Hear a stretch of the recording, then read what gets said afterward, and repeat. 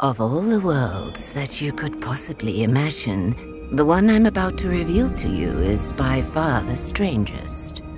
It is a big round hole inhabited by the creatures known as Asposians, and brought to life through the breath of its 4 wind fountains. These fountains have always been guarded by the wind monks. They were one with the wind, and sometimes one with their gambling problem. Like in every culture, this one too had its own legends about the origins of the wind. The stories of gigantic wind gods that breathed life into Asposia seemed to satisfy most of its people. Even still, the Asposians were quite surprised when these creatures suddenly emerged from the wind fountains and began turning people into stone. Conroy overtook the rule of the land. For 15 years he protected the Asposians from the wrath of the wind gods. He preached austerity and obedience to appease the gods. Those were dark times. But now you should know, that was utter nonsense. Conroy built the creatures himself in order to control the people of Asposia through fear and terror. Then one day, 3 years ago, he was defeated by a young hero. So what is the real story behind the origin of the wind? The holy dynasty of the Flute Noses has brought the wind to Asposia since the beginning of time. They live hidden deep in the forest and play their wind song in secret.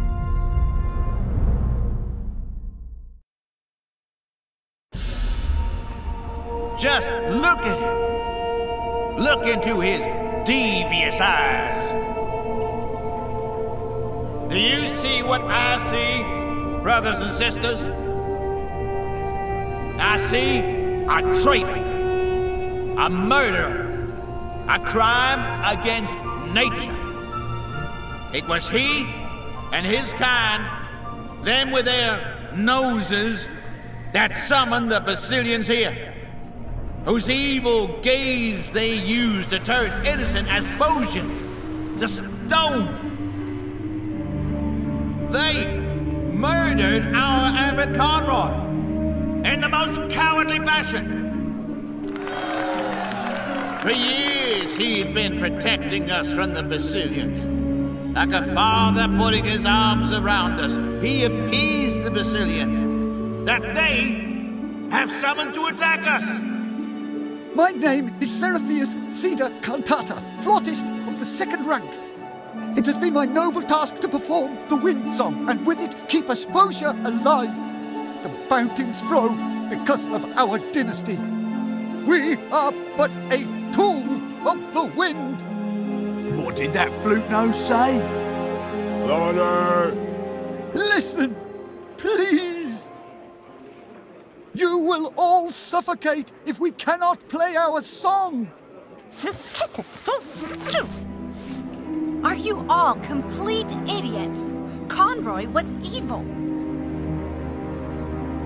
Conroy was our savior. He has given his life for us in the fight against these heathens. But we will get him back, my dear brothers and sisters. And the first thing that our Abbot Conroy will see when he is finally free of his stone form is all the flute noses being thrown into the wind fountains, every last one of them! You're all going to kill yourselves. Don't you get it? Conroy built the Basilians himself.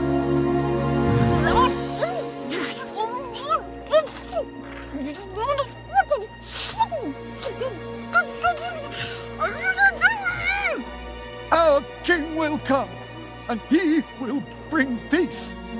So says the prophecy.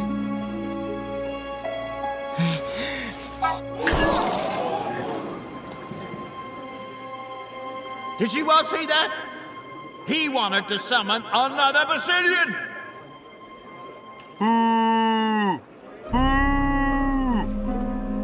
As I live and breathe, bereaved brothers and sisters, as Conroy's humble deputy, we will hunt down every last flute nose, and we will put an end to them all. And let this king come.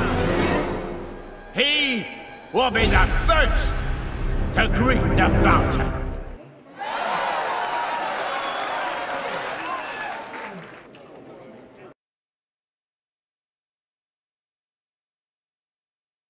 And there he is, the King of Asposia, Robert, a statue, helpless and alone. Well, he's not quite alone. His loyal pigeon is here to free him from this unfortunate situation.